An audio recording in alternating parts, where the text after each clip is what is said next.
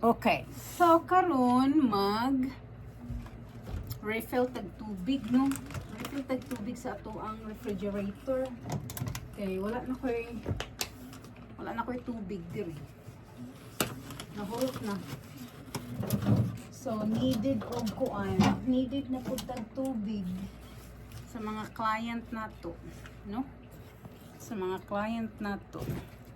So kaniya kong kamera mura ni siya kuan kini kasi. Tara. Magbutang tag tubig para sa ato ang mga kuan. Kliyente para nga kuan. Hydrate ba ya? Hydrate jud, di ba?